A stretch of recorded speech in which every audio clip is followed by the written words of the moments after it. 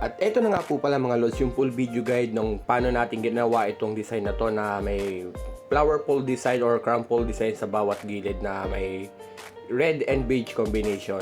Full video guide to mga lods, umpisahan na natin. Tara! Yan, mapapansin nyo mga lods, dito naglagay na ako ng tie wire, nag-space lang ako ng mga 10 inches, tapos naglagay ulit ako ng thumbtack sa may tie wire. Ganon din sa kabila mga lods, naglagay din tayo dyan. Dito yung unang kulay natin, pamula dito hanggang doon sa unang thumbtacks din, tapos sumunod yung pangalawang kulay natin. Dito nga mga lods, ito na yung cloth natin. Yan, pasensya na, medyo lokot yung cloth natin. Yan, dito is pinofold ko lang siya ng ganito para magbuo natin yung pinaka front fold or yung flower fold design natin. Tapos itatali ko lang siya ng tie wire.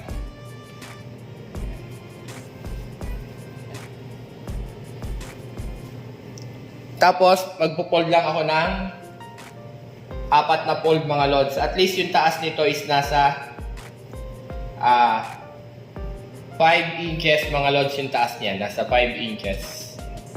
Fold lang natin na ganito.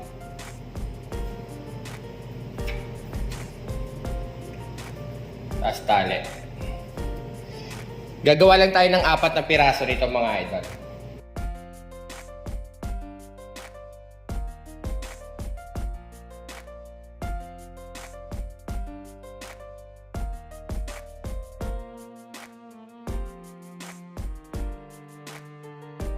After nyo mabuo yung 4, yung sobra natin na tie wire is itatali nyo lang siya sa thumbtacks ulit natin. Next, doon naman tayo sa kabila. Next, ito naman yung gagawin natin. Atakan lang natin yung cloth natin. Dito naman tayo sa part na to. Gagawa muna tayo ng scallop design sa gitna.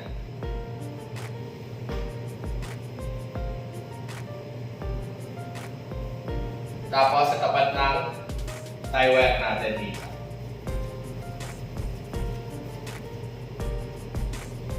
Yan.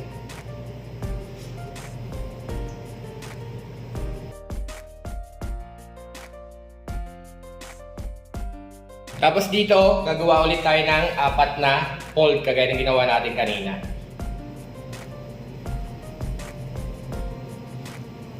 At dito nga mga lods is papas forward na natin. Ganun lang din po yung gagawin nyo. Magpo-fold lang din po kayo ng 4 na fold, tapos yung taas nyan is nasa 5 to 6 inches. Tapos kung may sobra po kayong tie wire, pwede nyo po siyang iikot sa likod at saka sa thumbtacks para po hindi rin po lalaglag at mas matibay din po yung pinakakapit ng inyong fold mga idol. At after natin matapos yung beige mga lods, dito naman yung second color natin.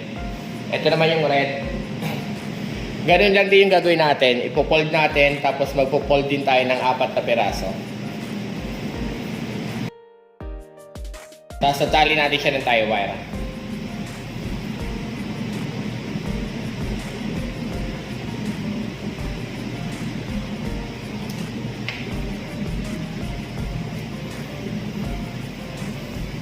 Tapos magpo-fold tayo ng 4 kagaya kanina. At dito nga mga lods, uulitin nyo lang din yung ginawa nyo. 4 na fold lang din mga idol na nasa 4 to 6 inches po yung taas. Tapos ganun din po yung gagawin nyo. Hahatakin nyo lang din po yan sa kabilang dulo at magpo-fold lang din po kayo ng 4.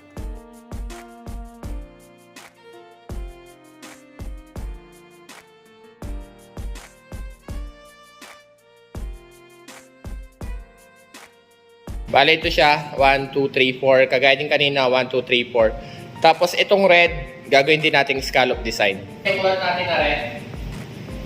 Yan. Dito is gagawa natin tayo ng scallop design.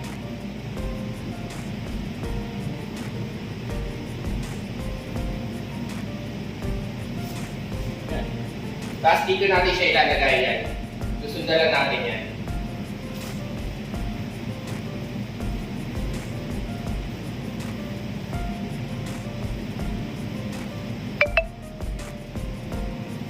Papatong lang natin siya dito mga idol.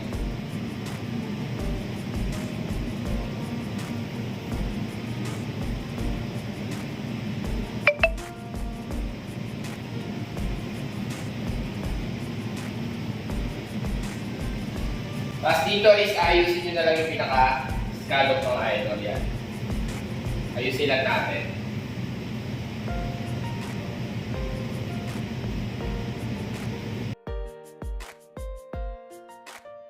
Tapos dito mga lods, magagawa rin tayo ng 4 na piraso kagaya nito. Kung mapapansin nyo, may nakasobra tayong tela rito. Ang gagawin nyo lang sa ganito mga idol, kung may sobra kayong cloth, itatago nyo lang siya sa likod ng pinaka-pleats nyo mga lods. Yan. Dito itatago lang natin siya sa pleats. Para di na siya mahalata.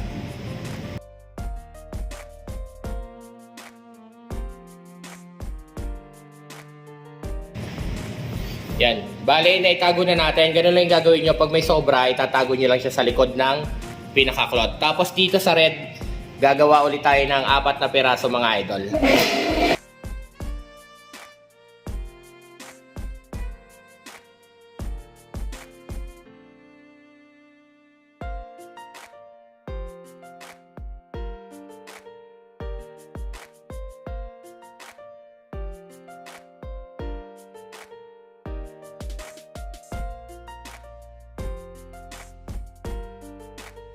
After natin mabuo yung 4 na fold mga lods, yan ay itsura niyan.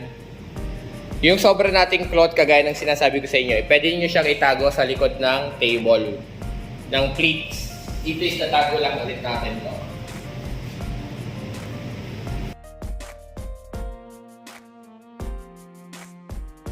At bale, ito na siya mga idol. Yan. After nyan, bubukahin na natin yung pinaka flower fold design natin. Yan. Dito mga lods, is kagaya pa rin ng ginagawa natin. Gagawin lang natin siyang crumpled. Hahatakin nyo lang siya na diretso.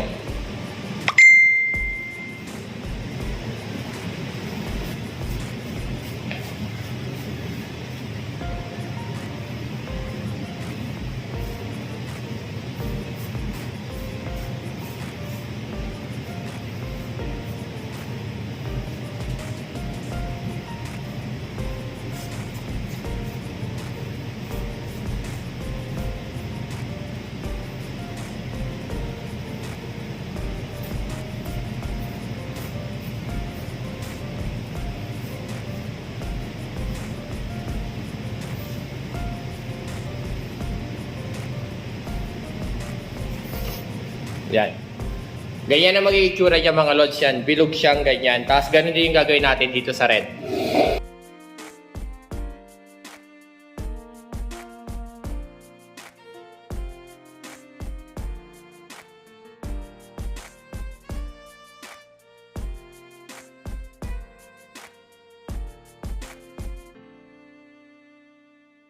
Yan.